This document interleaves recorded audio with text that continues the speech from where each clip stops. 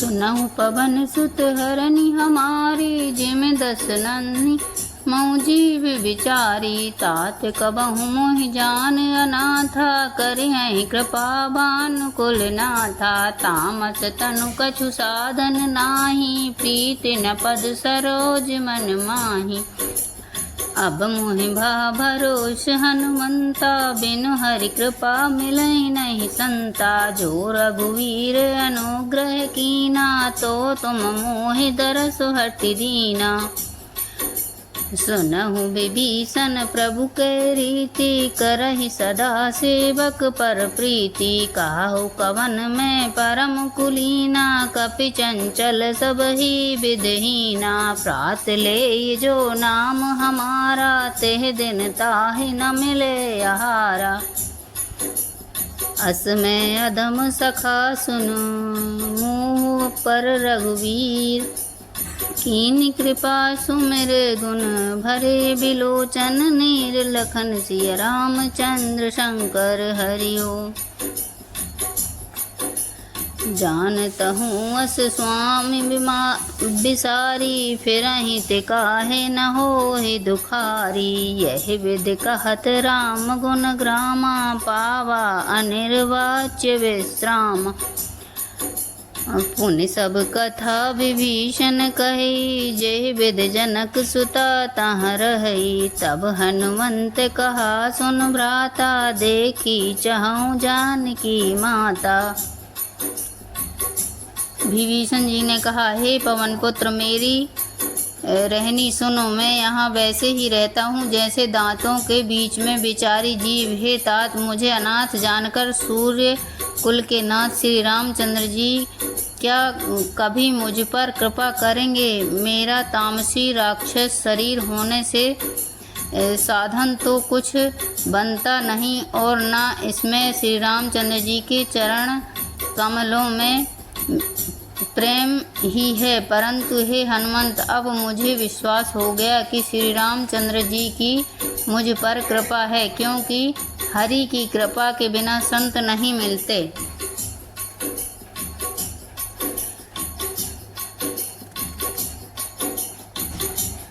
जब श्री रघुवीर ने कृपा की है, तभी तो आपने मुझे हट करके अपनी ओर से दर्शन दिए हैं। श्री हनुमान जी ने कहा, हे विभीषण जी सुनिए, प्रभु की यह रीति है कि वे सेवक पर सदा ही प्रेम किया करते हैं। भला कहिए मैं ही कौन बड़ा कुलीन हूँ, जाति का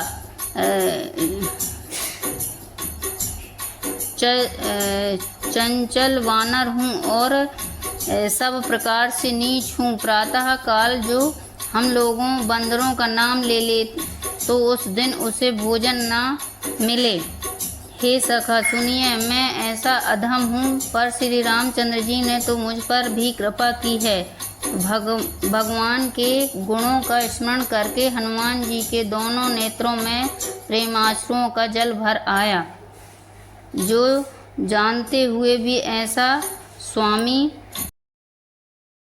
श्री रघुनाथ जी को भूलकर विषयों के पीछे भटकते रहते हैं, वे दुखी क्यों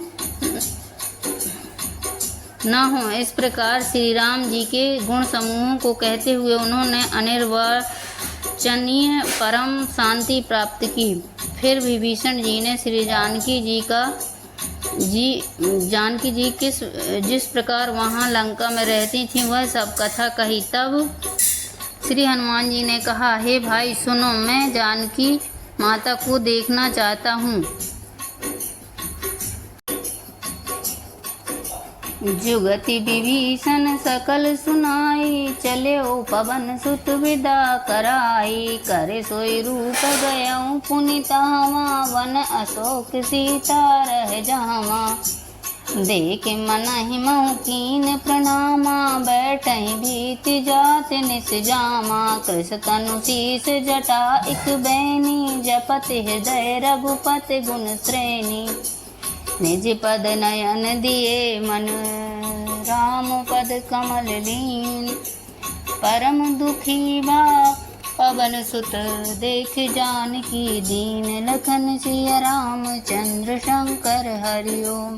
तरु पल्लव मुहुरहा लुकाई करई विचार करो का भाई। ते अवसर रावण तह आवा संग नारी बहु किए बनावा। बहुविधि सरल बहुविधि खल सीतहि समझावा। साम दाम भेद दिखावा कह रावण सुन सुमुखि सयानी। मंदोदरी आदि सब रानी तब अनुचरी करऊं पन मोरा। एक बार विलोक मम ओरा। तृण धर ओट कहत वैदेही सुमेर अवधपति परम स्नेही। विभीषण जी ने माता के दर्शन की सब युक्तियां उपाय कह सुनाई। तब हनुमान जी विदा लेकर चले। फिर वहीं पहले का मशक सरीखा रूप धरकर वहां गए जहां अशोक वन में जिस भाग में सीता जी रहती थीं। सीता जी को देखकर हनुमान जी ने उन्हें मन ही में प्रणाम किया। उन्हें बैठे रात्रि के चारों पहर बीत जाते हैं। शरीर दुबला हो गया है। सिर पर जटाओं की एक बेणी लट है। हृदय में श्री रघुनाथ जी के गुण समूहों का जाप स्मरण करती रहती हैं। श्री जानकी जी नेत्रों को अपने चरणों में लगाए हुए हैं। नीचे की ओर देख रही हैं और मन श्री राम जी के चरण कमलों में लीन है। श्री जानकी जी को दीन दुखी देखकर पवन पुत्र हनुमान जी बहुत ही दुखी हुए। हनुमान जी वृक्ष के पत्तों में छिप रहे और विचार करने लगे कि हे भाई, क्या करूं, इनका दुख कैसे दूर करूं। उसी समय बहुत सी स्त्रियों को साथ लिए सज धज कर रावण वहां आया। उसे दुष्ट ने सीता जी को बहुत प्रकार से समझाया। साम दान भय और भेद दिखलाया। रावण ने कहा, हे सुमुखी, हे सयानी, सुनो। मंदोदरी आदि सब रानियों को मैं तुम्हारी दासी बना दूंगा। यह मेरा प्रण है। तुम एक बार मेरी ओर देखो तो सही। अपने परम स्नेही कौशलाधीश श्री रामचंद्र जी का स्मरण करके जानकी जी तिनके की आड़ पर्दा करके कहने लगी, सुन दसमुख अधूत प्रकाशा। कबहू कि नलिन करई विकासा। असमन समुझ कहत जानकी। खल सुध नहीं रघुवीर बान की। सठ सूने हरिया नहीं मोही। अदमन लज लाज नहीं तोही। आपहु सुने खगोत सम राम ही भानु समान। पुरुष वचन सुन काढ़े अस बोला अति खिसियान। लखन सिया रामचंद्र शंकर हरिओम। सीता ते मम कृत अपमाना। कटियहु तब सिर कठिन कृपाना। नाही तसपदित मानु मम बानी। सुमुख होत न जीवन हानि। श्याम सरोज दाम सम सुंदर। भुज प्रभु भुज कर सम दस कंदर। सो भुज कंठ की तब असि घोरा। सुन सठ अस प्रवान पन मोरा। चंद्रहास हरु मम परितापम। रघुपति विरह अनल संजातम। शीतल निशित बह शिवर धारा। कह सीता हरु मम दुख भारा। सुनत बचन पुनि मारन धावा। मैं तनया कई नीति बुझावा। कहे से सकल निस चरई बुलाई। सीतहि बहुविधि त्रास जाई। माँ से दिवस महु कह न माना। तो मैं मार बिकाढ़ कृपाना।